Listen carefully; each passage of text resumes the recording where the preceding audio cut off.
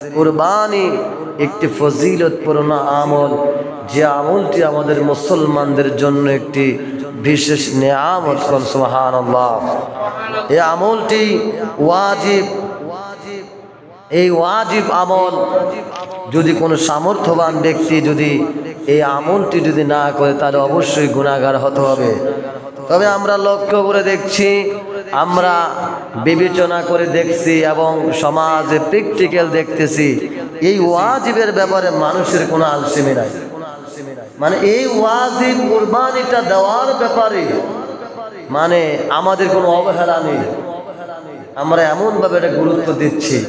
আলহামদুলিল্লাহ। অবশ্যই কোনো ওয়াজিব আমল যদি আমাদের সামনে আসে অবশ্যই এটা গুরুত্ব দিতে হবে ইনশাআল্লাহ। তবে তার পূর্বে আমাদেরকে তো ফরজগুলি আদায় করতে হবে, শরীয়তের বিধিবিধানগুলি মানতে হবে, শরীয়তের আহকাম আর কানগুলি আমাকে পালন করতে হবে, তাহলে না ওয়াজিবের মর্যাদা পাওয়া যায়। কথা বলা ঠিক কিনা? সে ওয়াজিব আমল আমরা যে গরিব সেও চেষ্টা করে কুরবানি দেওয়ার জন্য, কারণ তার মেয়েটা নতুন বিবাহ দিয়েছে, ছেলেকে নতুন বিয়ে করাইছে। যদি কুরবানি না দেয় ছেলে তার শ্বশুর বাড়িতে ছোট হবে, যদি কুরবানি না দেওয়া হয় মেয়ে তার নতুন হাজব্যান্ডের শ্বশুর শাশুড়ির বাড়িতে ছোট হবে। কত চিন্তা ভাবনা। কথা বলা ঠিক কিনা? এবং কি এমনও লোক আছে যে ধার করে এনে কুরবানি দেয়, হাতে টাকা নেই, অন্যের কাছ থেকে টাকা আনে যে তোমাকে পরবর্তীতে দেওয়া হবে। এটা এমন একটি বিষয়, অনেকে মান সম্মানের ভয়ে অনেকে কুরবানি দেয়, যে মানুষের কাছে কি বলবে যে কুরবানি যদি না দেওয়া হয় তার ছেলেমেয়েরা মানুষের দরজায় যাবে, মানুষ কি বলবে, লজ্জায় অনেকে মান সম্মানের ভয়ে কুরবানি দেয়। অথচ রব্বুল আলামিন দৈনিক 5 ওয়াক্ত নামাজ ফরজে আইন করে দিয়েছেন। ওই নামাজের ব্যাপারে তার কোনো লজ্জা নেই, ওই নামাজের ব্যাপারে তার কোনো অনুশোচনা নেই, ওই নামাজের ব্যাপারে তার কোনো চিন্তা ভাবনা নেই যে আমি যে শরীয়তের বিধান 5 ওয়াক্ত নামাজ আমি তরক করছি, কাজা করছি, ছেড়ে দিয়েছি, এই ব্যাপারে তার কোনো লজ্জা হয় না। কথা বলা ঠিক কিনা? রব্বুল আলামিন কুরআনুল কারীমে সূরা যারিয়াতের 56 নং আয়াতের মধ্যে জানিয়ে দিয়েছেন, ওয়া মা খালাকতুল জিন্না ওয়াল ইনসা ইল্লা লিয়াবুদুন। মানুষ এবং জিন জাতিকে সৃষ্টি করা হয়েছে কেবলমাত্র একমাত্র আল্লাহর গোলামি করার জন্য। কোন সুবহানাল্লাহ। একমাত্র মানুষ এবং জিন জাতিকে সৃষ্টি করা হয়েছে আল্লাহর গোলামি, আল্লাহর দাসত্ব আর আনুগত্য করার জন্য। তাহলে নামাজ আমাকে আপনাকে পড়তে হবে। এই নামাজ যার নাই কুরবানি তার নাই, যার নামাজ নাই তার কুরবানি নাই। যে ব্যক্তি নামাজ পড়ে না সে ব্যক্তির কিসের কুরবানি? কারণ নামাজ না পড়লে তার ইমানই যায় যায় অবস্থা। কন্যা আউযুবিল্লাহ। সম্মানিত মুসলমান কেরাম, আমাকে আপনাকে কুরবানি যেভাবে গুরুত্ব দিচ্ছি তার চাইতে অগণিত অধিক মাত্রায় গুরুত্ব দিতে হবে নামাজের ব্যাপারে। কারণ যদি কোনো ব্যক্তি ইচ্ছাকৃতভাবে নামাজ ছেড়ে দেয় ওই ব্যক্তি মুসলমানের খাতায় থেকে তার নামটা কেটে নিল। কন্যা আউযুবিল্লাহ। আমার বাবারা, বন্ধুরা আমার, এমন একটা সময় ছিল মসজিদগুলো ছিল অনেক নরমাল ডেকোরেশন, নরমাল পরিবেশে। বর্তমান মসজিদগুলির টাইলস দ্বারা লাইটিং, ফ্যান, চাকচিক্য, মনোরম পরিবেশ করা হয়েছে। এরপরে যদি আপনার মতো কপাল পোড়া মসজিদে আসার সৌভাগ্য না পান, বুঝে নিতে হবে আপনার কপাল পড়ে গেছে। কন্যা আউযুবিল্লাহ। কত সুন্দর সুন্দর পরিবেশ, নামি দামি কার্পেট, কত আরামের ব্যবস্থা, পাখা, এসি, অনেক কিছু ব্যবস্থা করা হয়। এরপরে মসজিদে আসতে পারে না, অজুহাতে অসুস্থ বা কাজে কর্মে ব্যস্ত থাকে, বিভিন্ন অজুহাত। আপনার যদি অজুহাত দেওয়ার থেকে অনেক অজুহাত দিতে পারবেন, কিন্তু আশ্চর্যের বিষয় হলো এই অজুহাত আল্লাহর আসামির কাজ করা 2 পয়সার মূল্য হবে না। কোন নাউযুবিল্লাহ। আমার বাবারা, বন্ধুরা আমার, এই কোরবানি এমন একটা ওয়াজিব আমল, যে আমলের ব্যাপারে আমরা অনেকে পিছপা হই না। টাকা নাই, অন্যের কাছ থেকে ধার করে এনে হলো কোরবানি দেওয়ার চেষ্টা করি। মান সম্মানের বয়ে, ইজ্জত সম্মানের বয়ে, সমাজে একটু ভালো থাকার নিয়তে যে কোরবানি দেওয়ার চেষ্টা করি, এ ব্যাপারে আমাদের কোনো অবহেলা নেই। কিন্তু আরো অনেক ওয়াজিব আমল রয়েছে। মুয়াজ্জিন যখন আযান দেয় মসজিদের মাইকিং, মুয়াজ্জিনের আযানের সময় কথা বলা জায়েজ নয়। মুয়াজ্জিনের আযানের সময় কথা বলা না জায়েজ। আযানের উত্তর দাও ওয়াজিব। কোন সুবহানাল্লাহ। জানেননি? ওয়াজিব জানেন? আলহামদুলিল্লাহ। তাহলে আযানের সময় আমরা কথা বলি, গল্প করি, কিচ্ছা করি, মেল মিটিং করি, বিভিন্ন ধরনের আড্ডায় মেতে থাকি, কিন্তু আযান যে হচ্ছে সে আযানের ওয়াজিব আমরা আদায় করছি না। তার জন্য আমাকে আপনাকে গুনাহগার হতে হবে। কোন নাউযুবিল্লাহ। এবার আসুন, ভিতরের নামাজ পড়া ওয়াজিব। অনেক মুসলমানের সন্তান ভিতরের নামাজ আদায় করে না, ফরজ আদায় করে দৌড়ে বের হয়ে যায়। যদি কোনো ব্যক্তি ভিতরের নামাজ আদায় না করে সে ব্যক্তি ওয়াজিব তরক করলো। আরো অনেকগুলি ওয়াজিবের শাখা প্রশাখা রয়েছে, ওই ওয়াজিবগুলি আমরা গুরুত্ব দিচ্ছি না। ওয়াজিবগুলো গুরুত্ব দিব দূরের কথা, আমরা অনেক বান্দা বান্দি ফরজের ধার ধারি না। অনেকেই তো ফরজ আদায় করি না। ফরজ আদায় করলে না ওয়াজিব, ওয়াজিব আদায় করলে সুন্নত, সুন্নত আদায় করলে নফল, নফল আদায় করলে মুস্তাহাব। কোন সুবহানাল্লাহ। এই যে আজকে জুমাবার ফজর থেকে আগামী মঙ্গলবার আসরের নামাজ পর্যন্ত তাকবীর তাশরিক, আল্লাহু আকবার, আল্লাহু আকবার, লা ইলাহা ইল্লাল্লাহ, আল্লাহু আকবার, আল্লাহু আকবার, ওয়ালিল্লাহিল হামদ, এই তাকবীর পাঠ করা প্রত্যেকটা প্রাপ্ত বয়স্ক মুসলমান নারী পুরুষের উপর ওয়াজিব করা হয়েছে। কোন সুবহানাল্লাহ।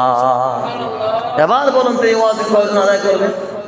যারা নামাজ পড়বে আলহামদুলিল্লাহ ইনশাআল্লাহ তারাই চেষ্টা করবে তাকবীর পাঠ করার। কথা বলে ঠিক কিনা? আর যারা নামাজ পড়বে না তারা তো ফরজ আদায় না করার কারণে দেখা গেছে ওয়াজিবটা আদায় হবে না। নামাজ পড়লে না সুন্নত, নফল, মুস্তাহাব আমলগুলি আপনার আয়ত্তে চলে আসবে। কাজেই আজকে জুমাবার এই ফজর থেকে শুরু হয়ে গেল তাকবীর তাশরিক। আগামী মঙ্গলবার আরবি মাসের 13 জিলহজ, 9 জিলহজ থেকে 13 জিলহজ আসর পর্যন্ত প্রত্যেকটা মুসলমান নারী পুরুষের উপর ওয়াজিব ইনশাআল্লাহ। মা বোনদেরকে বলছি, যারা আমার মাইকের সাউন্ড শুনতেছেন আপনাদেরকে বলছি, আজকে ফজর থেকে আগামী মঙ্গলবার আসর পর্যন্ত প্রত্যেক ফরজ নামাজ আদায় করার পরে একবার মহিলারা নিচু আওয়াজে, পুরুষরা উঁচু আওয়াজে আল্লাহু আকবার, আল্লাহু আকবার, লা ইলাহা ইল্লাল্লাহু, আল্লাহু আকবার, আল্লাহু আকবার, ওয়ালিল্লাহিল হামদ, এই তাকবীর পাঠ করব করছে ইনশাআল্লাহ। তাহলে বলছিলাম, যদি আমি কুরবানি না দিতে পারি সামর্থ্য থাকা সত্ত্বেও আমার অত বড় ধরনের কোনো পাপ হবে না, গুনাহ হবে, কিন্তু অত বড় ধরনের না যেই পাপ করলে ঈমান যায় যায় অবস্থায় মুসলমানের খাতা থেকে বেঈমানের খাতায় চলে যায়, এমন পাপ হবে না যদি কুরবানি সামর্থ্য থাকা সত্ত্বেও যদি না দেই। তবে এক ওয়াক্ত নামাজ যদি আমরা ছেড়ে দিই, আমার নামটা মুসলমানের খাতা থেকে কেটে দেওয়া হয়। কোন নাউযুবিল্লাহ। তাহলে নামাজ পড়া দরকার আছে কিনা? অবশ্যই আছে। যার নামাজ নাই তার মধ্যে কোনো সুন্নত নাই, যার নামাজ নাই তার ঈমান দুর্বল, যার নামাজ নাই তার মধ্যে মনুষ্যতা থাকে না, যার নামাজ নাই তার মধ্যে দ্বীন নাই, ইসলাম নাই। তাহলে আমাদেরকে অবশ্যই নামাজ কায়েম করতে হবে। নামাজ পড়া না, নামাজ কায়েম করা লাগবে।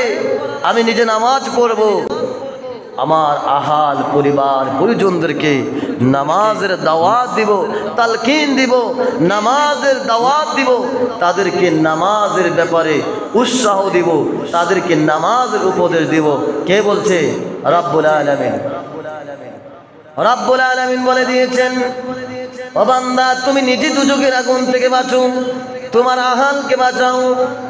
ও আনফুসাকুম ওয়া আহলিকুম নারা। ও বান্দা তুমি নিজে দুজকের আগুন থেকে বাঁচো এবং তোমার আহালদেরকে দুজকের আগুন থেকে বাঁচাও। আমি শুধু নামাজ পড়লাম, আমি রোজা রাখলাম, আমি ইবাদত বন্দেগী করলাম, আমার ছেলে মেয়ে, আমার স্ত্রী, আমার সন্তান সন্ততি, নাতি নাতনি, আওলাদ পুত্রবধূ, আমার আহালদেরকে আমি নামাজের দাওয়াত দেই নাই, আমি আমার আহালদেরকে দিনের দাওয়াত দেই নাই, কাজে আমি কখনো জান্নাতে যেতে পারবো না। ফেসে যেতে হবে ওই আহালের কারণে, সন্তানের কারণে আমাকে জাহান্নামের পথের পথিক হয়ে যেতে হবে। কন্যা আউযুবিল্লাহ। আমার বাবারা, বন্ধুরা আমার, রব্বুল আলামিন কুরআনুল কারীমে সূরা হাজের মধ্যে জানিয়ে দিয়েছেন, লা ইয়ানালাল্লাহু লুহুমুহা ওয়ালা দিমাউহা ওয়ালাকিন ইয়ানালুহু তাকওয়া মিনকুম কাযালিকা সাখখারাহা লাকুম লিতুকাব্বিরুল্লাহা আলা মা হাদাকুম ওয়া বাশশিরিল মুহসিনিন। আল্লাহু আকবার। ও বান্দা, তোমার কুরবানির রক্ত মাংস গোশত পশম আল্লাহ দরবারে পৌঁছে না পৌঁছে কেবল তোমাদের মনের নিয়ত, তোমাদের মনের তাকওয়া। তুমি কতটা নিয়ত ইখলাস নিয়ে, কতটা তাকওয়া নিয়ে, কতটা ভয় নিয়ে, আল্লাহর সন্তুষ্টি নিয়ে তুমি কুরবানি দিচ্ছ বান্দা, ওই তোমার মনের তাকওয়াটা বরং আল্লাহর কাছে পৌঁছে। কোন সুবহানাল্লাহ। কুরবানির রক্ত মাংস গোশত কোনো কিছু পৌঁছে না। হাদিসের মধ্যে এসেছে, রব্বুল আলামিন হাবিব বিশ্বনবী জনাবে মুহাম্মদুর রাসূলুল্লাহ সাল্লাল্লাহু আলাইহি ওয়াসাল্লাম বলেছেন, কুরবানির পশুর রক্ত জমিনে পড়ার সাথে সাথে রব্বুল আলামিন কুরবানি দাতার জীবনের সমস্ত গুনাহগুলি ক্ষমা করে দেন। কোন সুবহানাল্লাহ।